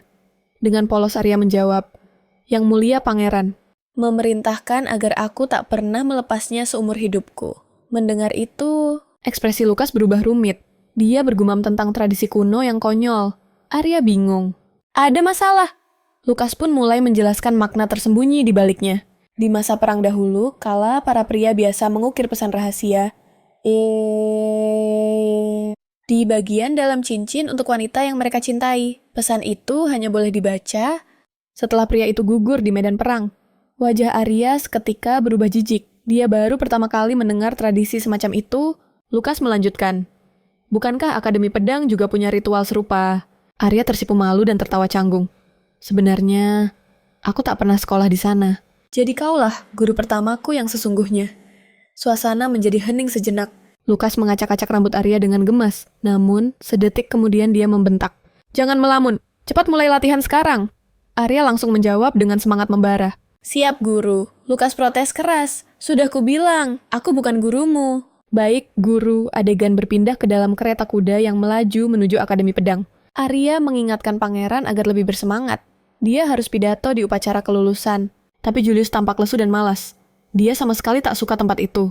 Dengan nada sinis, dia menyindir, "Bagaimana bisa kau berteman dengan orang-orang yang levelnya jauh di bawahmu?" "Lekemji, ke..." Arya memohon dengan putus asa. "Tolong jangan cari masalah di sana." Tapi Julius malah mengungkit masa lalu. "Oh iya, siapa gadis muda yang dulu bicara begitu, tapi malah dia sendiri yang bikin kekacauan?" Arya, wajahnya langsung merah padam. Dia membela diri dengan panik. Itu kan murni pembelaan diri.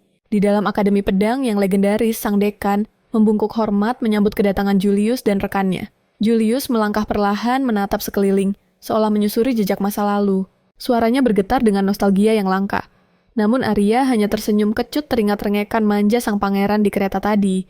Dan berbisik tajam, "Bukankah kau bilang tempat ini memuakan?" Tiba-tiba, suara bentakan kasar membelah udara, menghancurkan momen itu seketika. Di sana, seorang instruktur pria sedang mengamuk memuntahkan amarahnya pada seorang siswi tak berdaya, mencerca kuda-kuda pedangnya yang dianggap cacat. Hinaannya makin menjadi-jadi, menyebut gadis itu tidak tahu diri dan tak punya otak. "Kau sampah, tak pantas menginjakan kaki di akademi, pencetak kasatria suci ini. Sudah kubilang menerima murid perempuan." Adalah kesalahan fatal yang sia-sia. Tangan kasarnya menjambak rambut gadis itu tanpa ampun. "Jika kau tak ingin diusir seperti anjing..." Berdiri sekarang amarah Arya meledak seketika. Ia melangkah maju mencengkeram pergelangan tangan pria itu dengan kekuatan penuh. "Lepaskan tangan kotormu darinya." Instruktur itu mengenali wajah Arya, namun bukannya takut, ia justru menyeringai licik penuh keangkuhan. Suaranya penuh racun ejekan. "Oh, lihat siapa yang datang, Nona Arya yang termasyhur. Kebetulan yang sangat manis.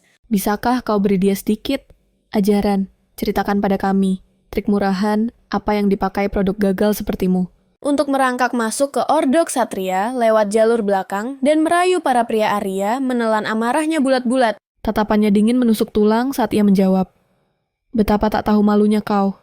Semangat kesatria yang diagungkan itu adalah simbol kemuliaan dan kekuatan sejati. Sampah sepertimu hanya menodai fondasi suci para ksatria."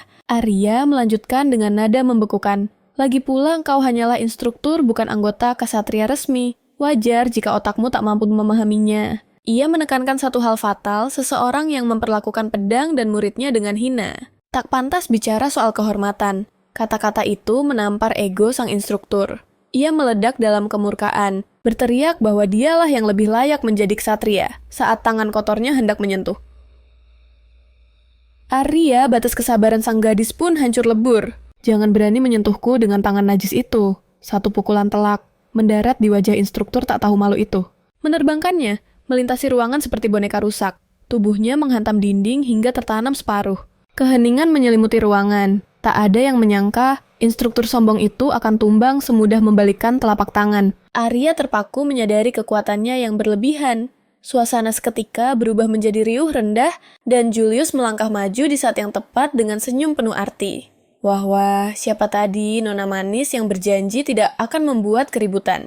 Wajah Arya memerah padam, ia membela diri dengan panik. Ini murni pembelaan diri. Lagi pula, instruktur macam apa yang bisa diterbangkan hanya dengan satu kepalan tangan gadis lemah sepertiku? Instruktur itu merangkak keluar dari reruntuhan dinding dengan gemetar. Aku akan melaporkan ini ke Dewan Keamanan. Berteriak menuduh Arya melakukan penganiayaan sepihak. Mendengar ancaman itu, Julius dengan tenang merangkul bahu Arya. Bukankah kalian sering bilang kesatria hanyalah alat? Mengikuti logikamu yang cacat itu, wanita ini adalah milikku. Menghinanya sama saja, dengan mengibarkan bendera pemberontakan melawanku. Titahnya terdengar mutlak, pergilah, dan nantikan hukumanmu. Dalam perjalanan pulang, Julius melirik Arya yang tampak berseri-seri. Gadis itu menjawab dengan senyum lebar, mungkin karena tumben sekali. Yang Mulia tidak melarikan diri dari masalah. Julius tertawa. Kecil tugas sudah selesai. Dan ia menyarankan untuk pulang lebih awal demi mempererat ikatan mereka. Namun Arya menolaknya mentah-mentah. Masih ada misi penting yang harus kuselesaikan. Arya pun menyelinap ke kedai rahasia favoritnya, wajahnya bersinar penuh kebahagiaan. Sang pemilik kedai langsung mengenali aura ceria pelanggannya dan menyambut dengan hangat. Dengan antusias Arya menceritakan petualangannya hari ini. Saat ia menyebut tentang pertemuan dengan seorang junior yang memujanya dan bermimpi berdiri sejajar dengannya. Suatu hari nanti, rona merah kebahagiaan menghiasi pipinya. Ia berteriak memesan 1 gelas bir ukuran raksasa. Lagi sama sekali tak menyadari sosok familiar yang mengintai di balik pintu. Julius mendekat tanpa suara, bagaikan bayangan berbisik dengan nada menggoda. Nona cantik, bolehkah aku ikut minum? Jantung Arya serasa mau copot. Ia nyaris menumpahkan gelasnya matanya, terbelalak tak percaya, melihat pangeran itu di sini. Julius tersenyum penuh kemenangan kau terlalu larut dalam kebahagiaan sampai lupa waspada. Padahal ini adalah satu-satunya tempat yang sangat tidak ingin kutemukan.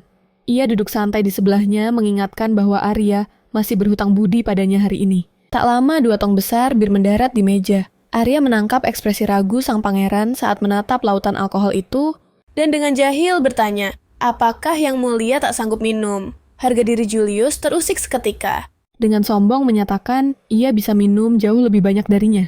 Kalimat itu memantik api kompetisi di mata Arya. Tanpa basa-basi tantangan duel, minum pun dilontarkan. Dan malam itu berubah menjadi pesta gila-gilaan. Kedai dipenuhi gelak tawa mereka, 2 jiwa yang melupakan status demi canda dan tawa di bawah pengaruh alkohol. Namun batas toleransi Arya akhirnya runtuh. Kesadarannya tenggelam ke dalam lautan alkohol, dan ia pun ambruk di atas meja sambil menggumamkan kata-kata tak jelas. Sementara itu, Julius terhuyung-huyung keluar perutnya bergejolak hebat menahan mual. Dengan sisa-sisa kesadarannya yang kian menipis, ia membatin. Hampir saja, nyaris saja aku kalah telak. Sang pemilik kedai hanya bisa menggeleng melihat kondisi menyedihkan sang pangeran. Ia tak habis pikir mengapa pria ini begitu nekat bertaruh nyawa hanya demi memenangkan kontes minum konyol ini. Senyum pahit terukir di wajah Julius. Ia mengakui sebuah kebenaran bahwa ia sebenarnya menikmati hubungan yang mereka jalani saat ini. Dan justru karena itulah ia tak berani melangkah lebih jauh melewati batas teman. Apapun yang kukatakan, dia pasti takkan percaya padaku. Kurasa inilah harga yang harus kubayar. Ia kembali menenggak minumannya dengan kasar. Karena itu aku pantang kalah. Tidak boleh walau cuma sekali. Dengan lembut ia mengguncang tangan Arya. Waktunya pulang. Bangunlah. Tapi di luar dugaan, ternyata Arya belum sepenuhnya tewas oleh alkohol. Bukannya bangun gadis itu malah menarik tangan Julius dengan kuat. Dalam sekejap, jarak di antara mereka lenyap wajah bertemu wajah. Tatapan mereka terkunci atmosfer yang tadinya bising mendadak, berubah menjadi sunyi dan penuh ketegangan. Pipi Arya merona merah padam. Matanya sayu, namun memancarkan kilau aneh yang begitu tajam saat ia mencengkeram Julius dengan erat. Serangan tiba-tiba ini membuat Julius terpaku. Jantungnya berpacu liar di luar kendali. Arya menatapnya dengan pandangan kabur namun intens. Mata lebarnya menatap dalam dan bibirnya berucap melantur. Ada apa, Yang Mulia?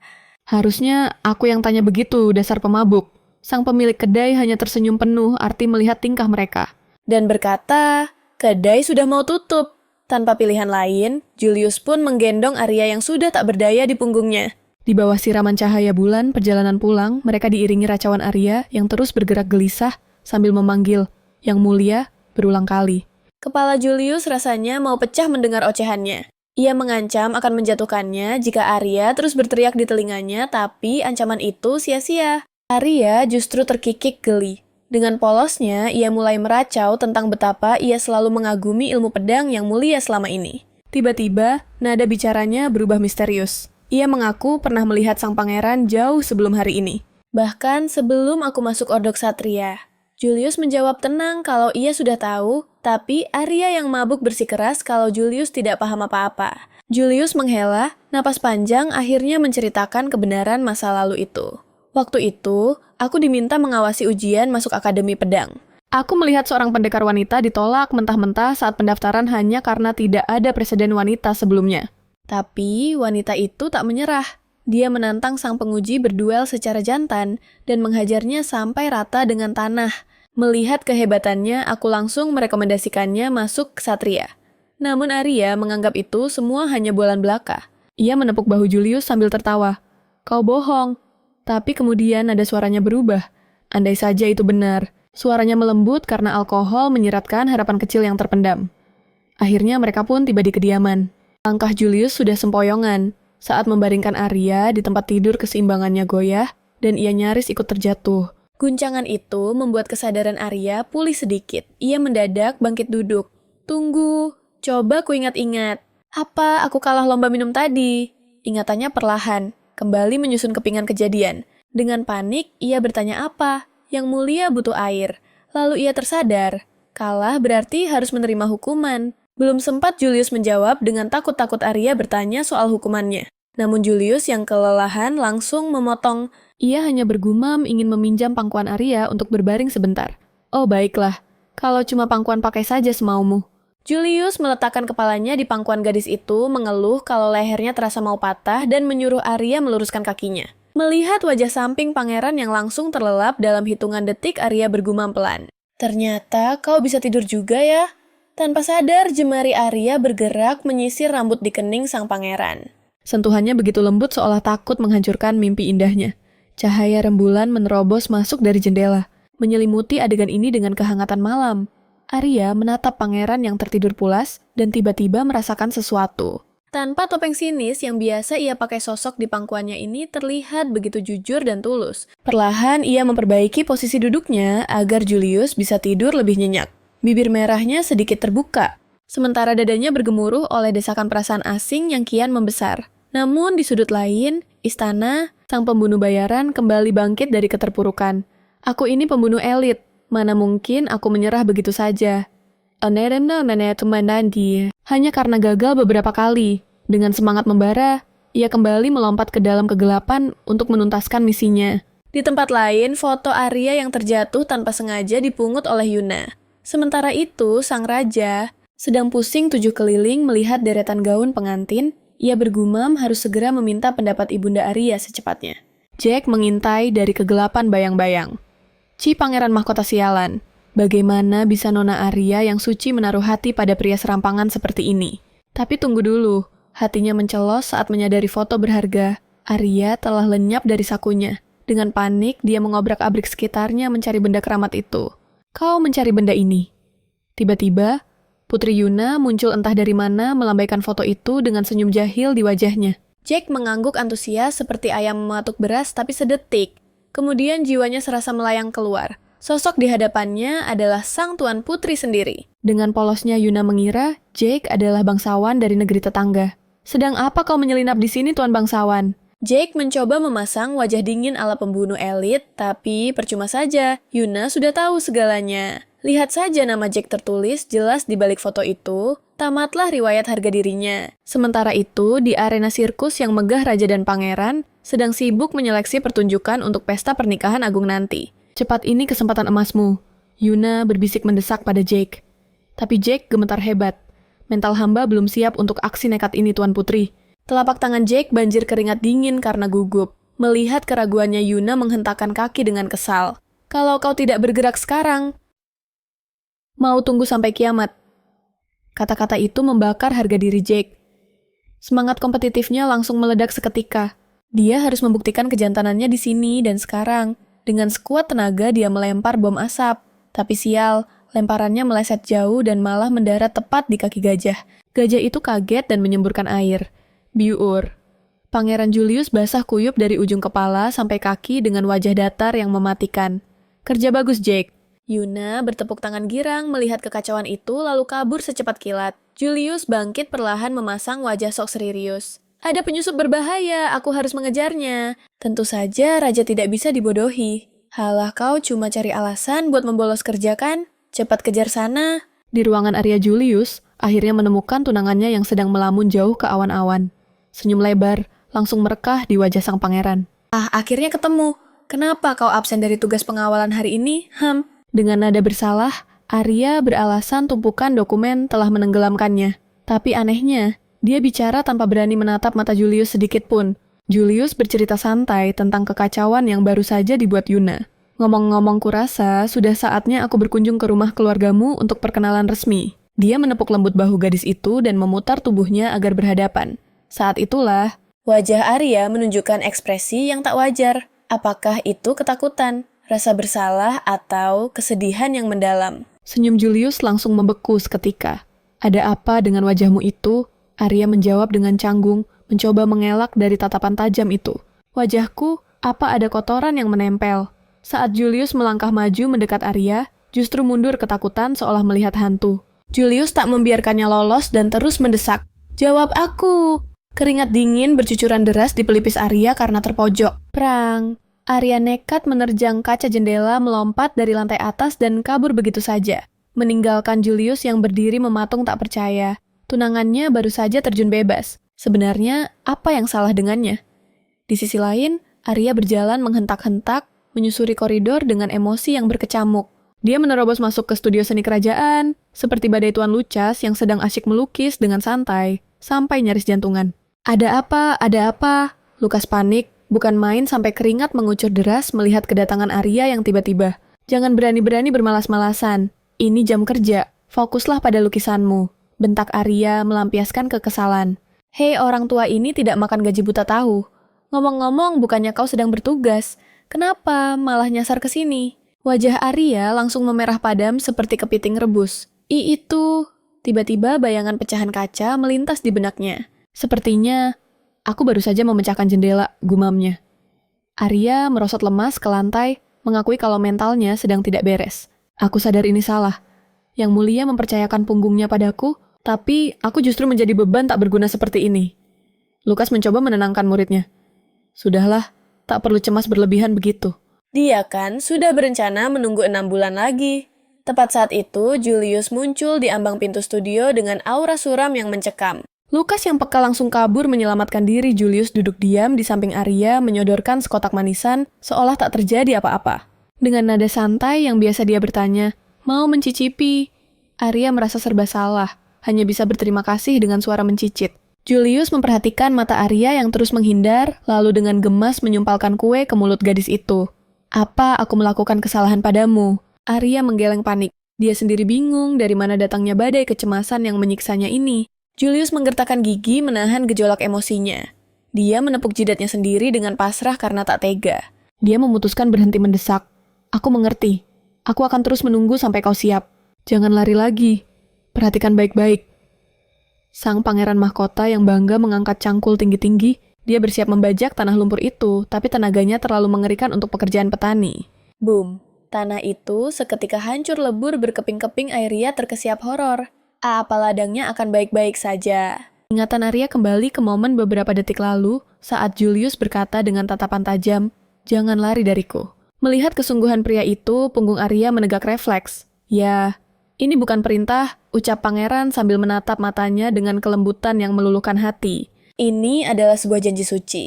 Dia mengulurkan jari kelingkingnya seperti anak kecil mengikat takdir mereka dalam sebuah sumpah setia yang tak boleh dilanggar.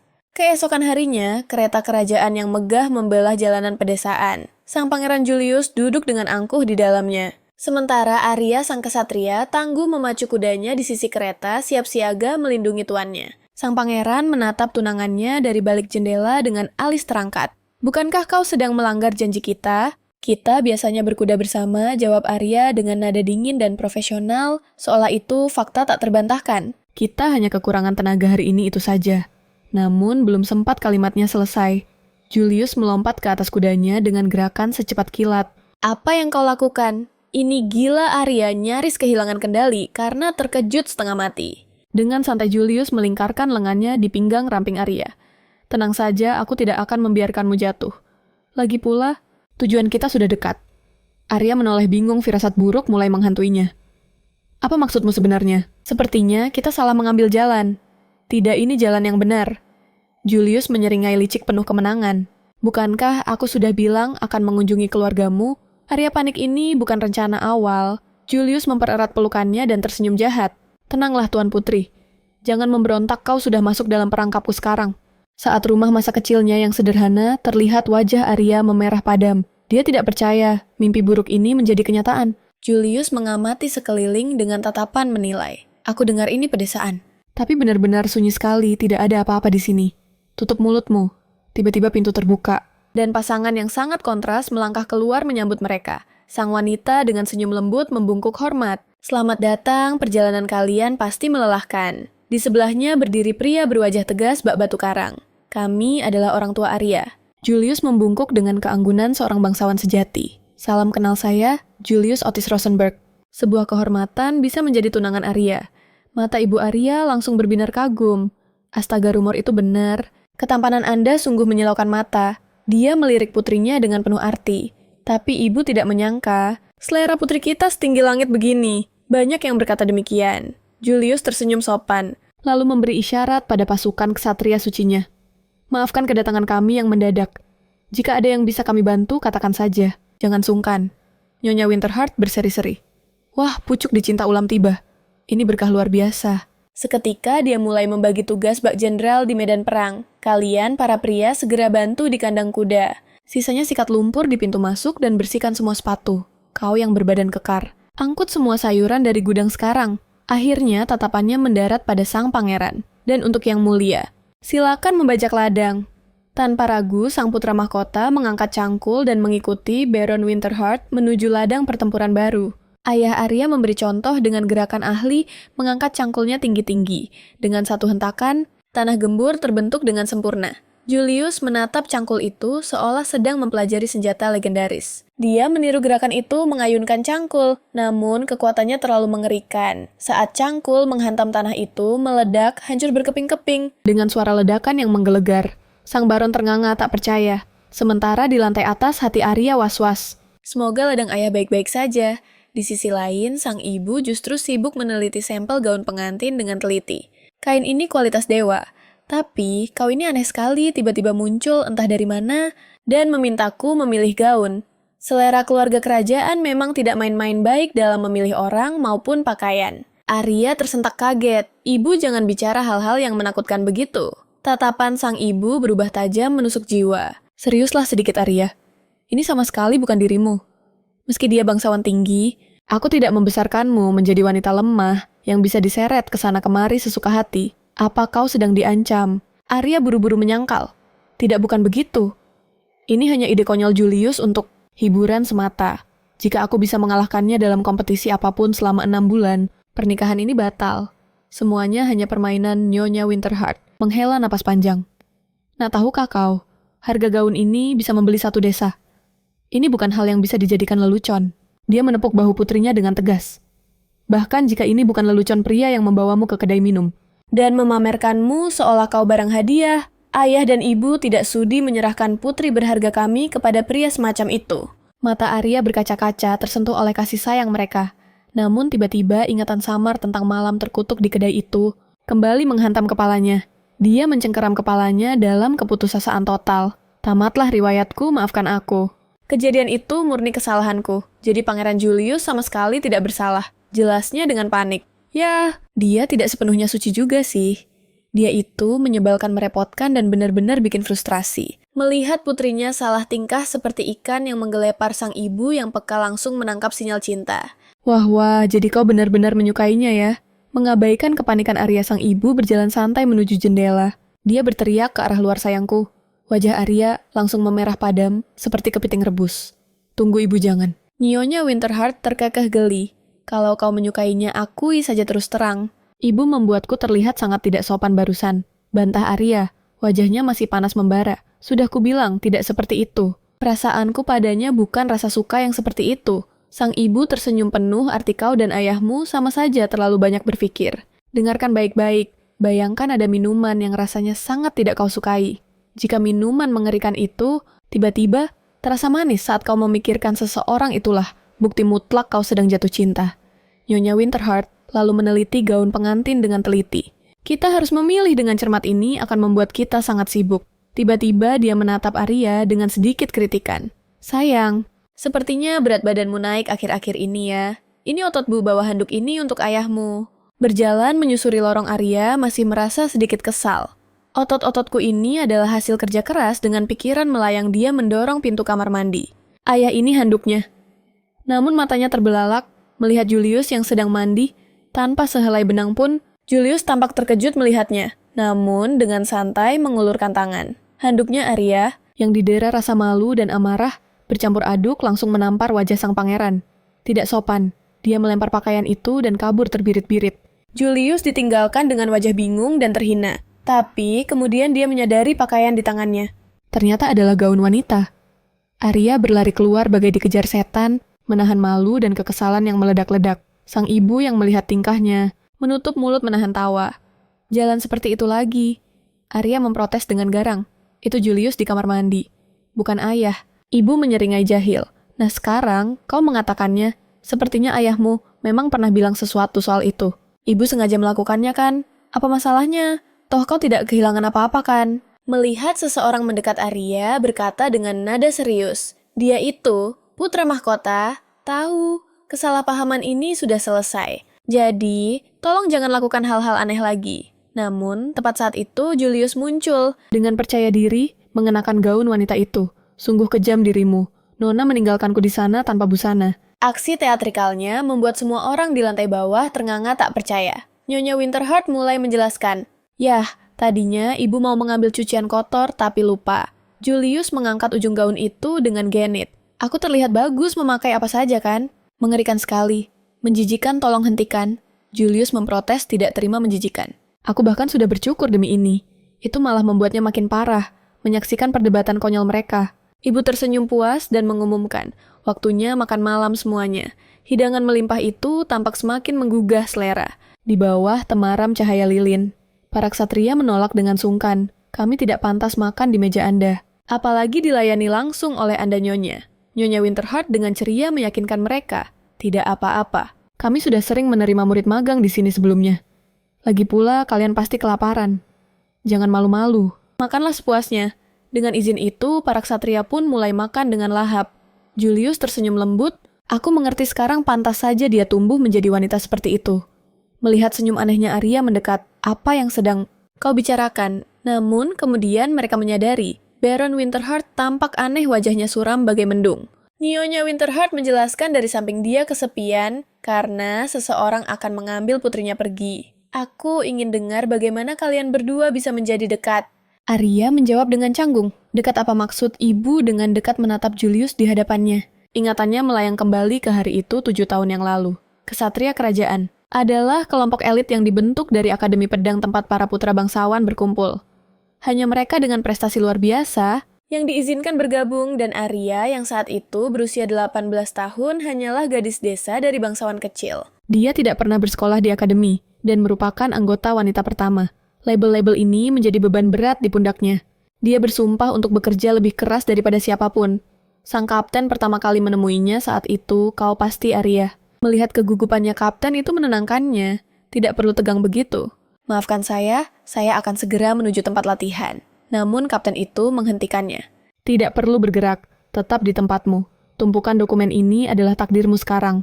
Seseorang akan memberitahumu apa yang harus dilakukan.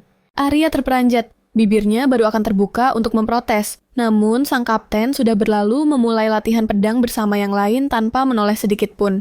1 bulan penuh berlalu dalam neraka administrasi. Di tengah rasa frustrasi yang membakar telinganya menangkap kasak-kusuk 2 ksatria dari lantai bawah. Ini sudah keterlaluan. Masalah utamanya adalah para bawahan pasti akan menyimpan dendam yang membara karena ketidakadilan ini. Arya terdiam menyerap setiap kata. Sang calon kaisar sendiri yang melanggar aturan main di dalam benaknya. Pangeran Julius hanyalah sosok tiran yang dominan egois dan sama sekali tidak memiliki hati nurani. Jari-jarinya meremas kertas hingga kusut. Sekuat apapun, aku tidak sudi menjadi monster egois seperti itu. Seorang ksatria sejati adalah perisai yang setia dan bisa diandalkan. Jika aku bertahan di neraka ini dan menyelesaikan tugasku, dunia pasti akan mengakui nilaiku. Akhirnya, gunung pekerjaan itu runtuh juga. Dengan mata yang dihiasi lingkaran hitam, kelelahan Arya menyeret kakinya menghadap sang kapten. Kapten, izinkan aku memegang pedang sekarang. Namun, tepukan di bahu itu bukan tanda bangga. Kapten justru memperkenalkannya pada tamu asing. Lihat Arya kami mesin kerja yang cepat dan patuh. Gunakan dia sesuka hati Anda. Tamu itu berpura-pura sungkan dengan nada palsu yang menjijikan. Mana mungkin aku merepotkan. Arya hanya bisa mematung dengan wajah dingin. Sama sekali tidak. Kami punya banyak tenaga nganggur. Sungguh, betapa bersyukurnya aku. Tanpa ampun pria itu menumpahkan semua beban dokumen baru ke tangan Arya. Melihat punggung mereka menjauh, hatinya hancur berkeping-keping. Saat berbalik dengan putus asa, Brooke, tubuhnya menabrak dada bidang yang kokoh bagaikan tembok besi. Itu Pangeran Mahkota Julius, menyadari siapa yang berdiri di depannya. Kan Arya memberi hormat dengan panik. Maafkan kelancangan saya. Julius menatap tumpukan kertas di tangannya dengan alis berkerut. Bukankah kau seorang ksatria? Pertanyaan itu membuat Arya linglung sejenak. Dia mencoba mengumpulkan sisa harga dirinya.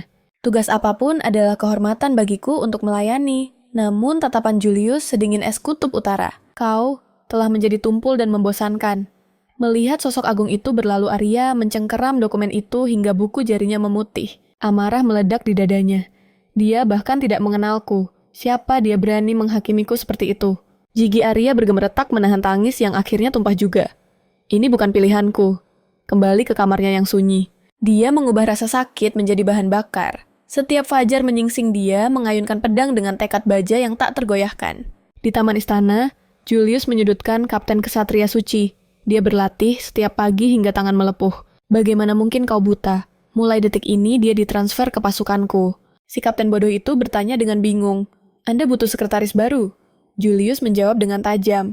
Buka matamu. Aku butuh ksatria. Ksatria pribadiku. Namun saat kabar itu sampai ke telinga Arya, dia menolak mentah-mentah. Bahkan Julius ternganga tak percaya.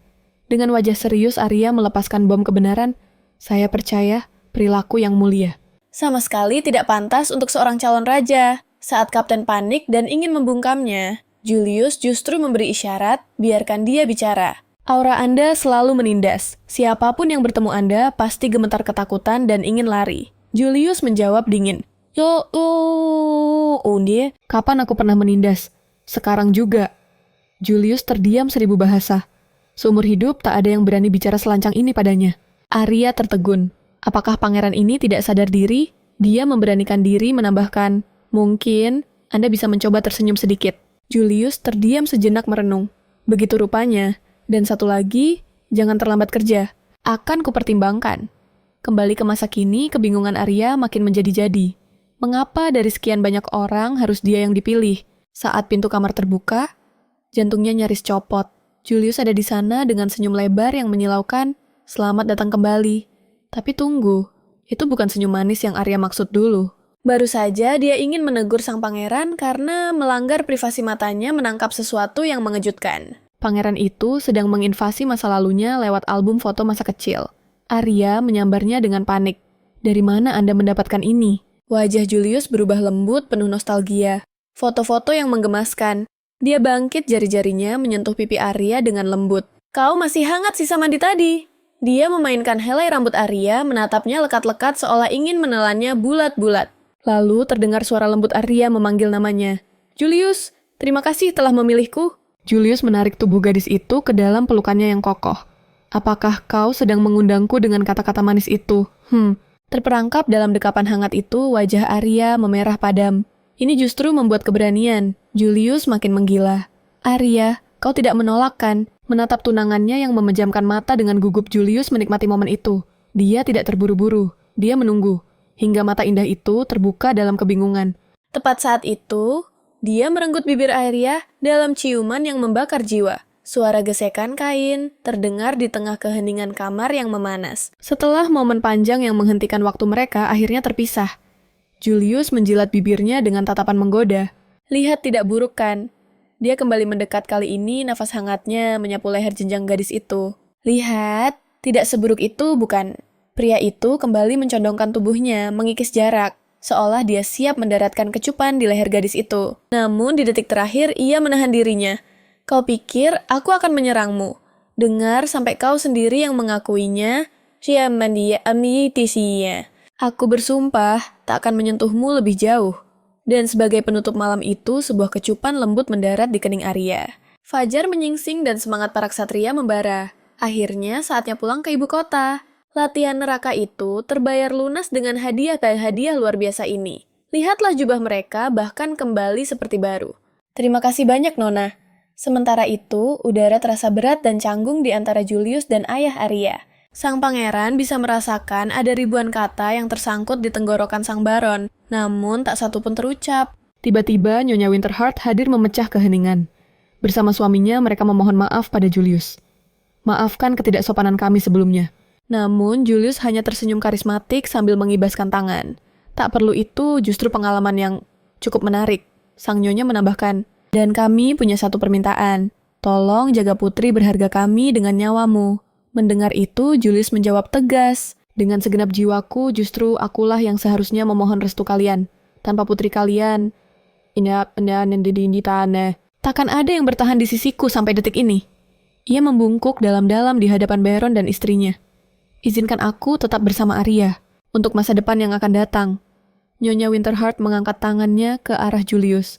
Jika sehelai rambut pun jatuh dari putriku, aku tak akan pernah memaafkanmu. Seorang ksatria yang melihat mereka menautkan jari kelingking pun bingung. Kapten ritual apa yang mereka lakukan itu?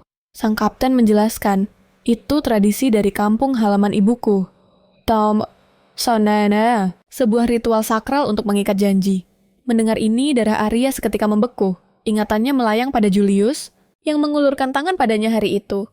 Bagaimana bisa Julius tahu gestur asing ini? Sementara itu, di istana kerajaan, sang raja menjelaskan pada tamu agungnya, Julius memang sudah memiliki tunangan. Namun, mengetahui targetnya tak ada di kastil. Wanita berambut emas itu hanya tersenyum penuh arti. Kalau begitu, aku akan menunggunya di kota berapa lama pun itu. Dalam perjalanan pulang kemegahan kastil mulai terlihat di ufuk. Terasa jauh lebih agung dan intimidatif dari sebelumnya. Tiba-tiba sang pangeran mendengar tunangannya memanggil. Malam ini, bisakah aku menyendiri dulu? Tentu. Julius tersenyum lembut lalu dengan jahil menghembuskan napas di telinga gadis itu. Namun mendadak kuda, mereka berhenti total. Tubuh mereka bertabrakan keras saat mata mereka saling menatap tajam. Seorang bawahan datang membawa kabar mendesak. Yang mulia Baginda Raja menuntut kehadiran Anda segera di istana. Untuk menyambut tamu kehormatan dari Kekaisaran Ortenia. Mendengar ini, Julius menyenggol lengan Arya. Kau bisa istirahat sekarang.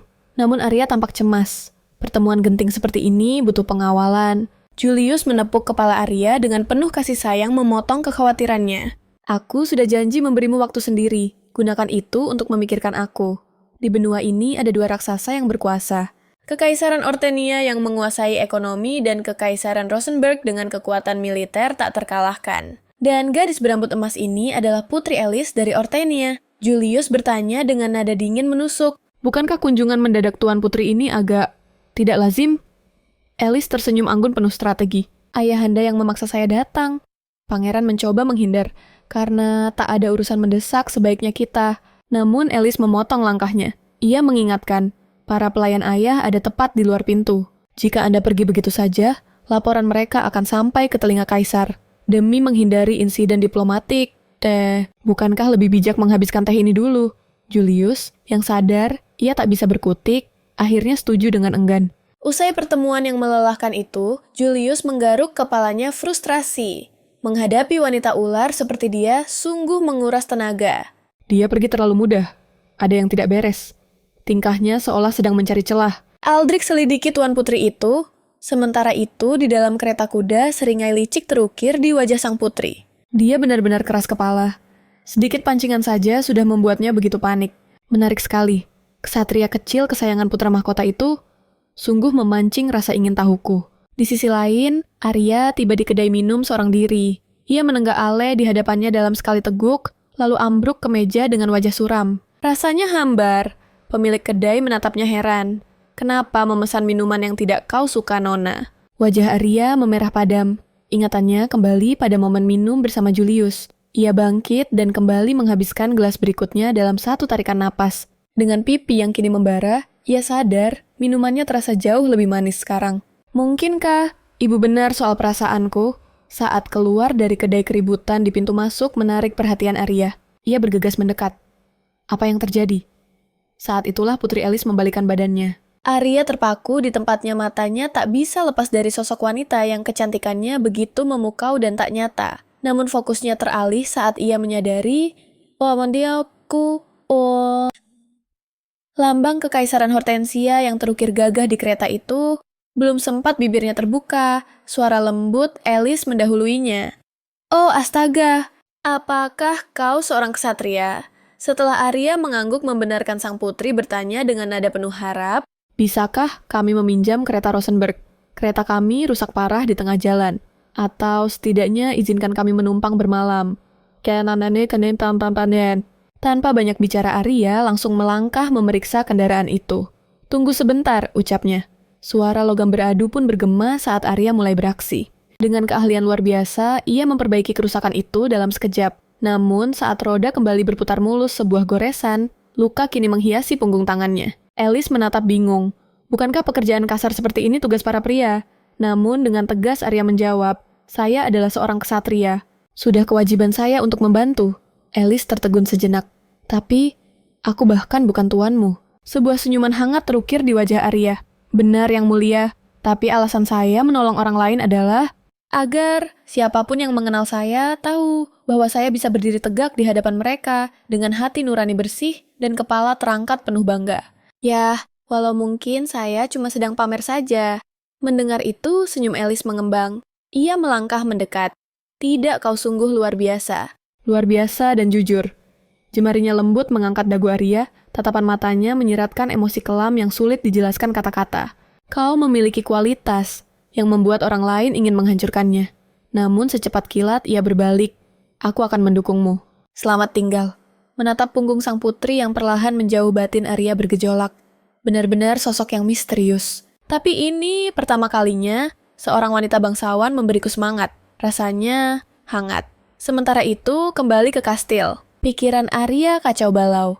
Bayangan ciuman membingungkan malam itu terus menghantuinya hingga membuat darahnya mendidih karena kesal. Apa yang sebenarnya harus kulakukan? Imajinasinya mulai liar, membayangkan jika ia nekat mengungkapkan perasaannya. Julius pasti akan menertawakannya dengan kejam. Di tengah kegalauan itu, ia melihat Aldrich berlari panik membawa tumpukan dokumen penting. Ada apa ini? Aldrich tampak ragu dan ketakutan.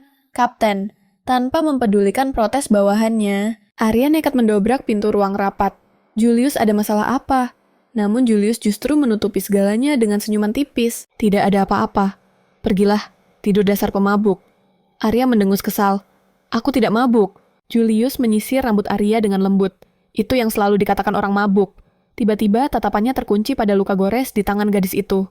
Apa yang terjadi ini? Suaranya berubah sedingin es dalam sekejap mata. Jawab aku. Arya pun buru-buru menjelaskan. Goresan kecil ini tidak ada apa-apanya dibanding luka medan perang. Namun sang pangeran menatap tajam dan berkata dingin. Aku tidak butuh orang lemah. Namun menyadari kalimatnya terlalu kasar, ia segera melepaskan tangan Arya dengan perlahan. Katakan saja dari mana kau dapat luka ini. Arya akhirnya jujur bahwa ia terluka saat memperbaiki kereta yang rusak di jalan. Bahu Julius sedikit rileks. Baguslah kalau begitu. Malam ini aku akan istirahat di kamarmu.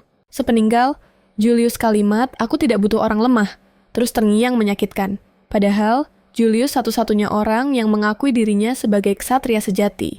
Jika dia bicara kasar begitu, apalagi yang harus kupercaya? Dengan hati gundah gulana, ia berjalan pulang. Ayah! Saat telinganya menangkap dua ksatria berbisik tentang keluarga Winterheart, firasat buruk menyergap ia langsung melabrak mereka. Apa yang kalian bicarakan tadi? Mereka gemetar ketakutan, lidah mereka kelu dan sulit untuk bicara. Ini perintah, katakan apa yang terjadi pada Winterheart. Akhirnya, dengan berat hati, mereka membuka mulut. Ternyata, kerajaan tetangga Learwood telah menangkap Baron Winterheart dan istrinya. Mereka dituduh bersekongkol membantu Ombi Wana Mitunipti.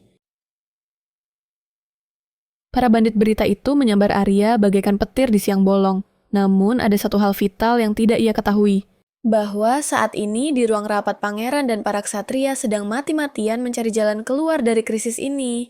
Rombongan pedagang antara Learwood dan ibu kota telah diserang bandit secara brutal lebih dari 12 kali. Hanya dalam tahun ini, dan rute mereka melintasi wilayah Winterheart, lokasi yang memang sangat strategis bagi para penjahat untuk beraksi. Wajah Julius pucat pasi bibirnya menggumamkan sesuatu dengan penuh amarah yang tertahan. Seorang ksatria di dekatnya memberanikan diri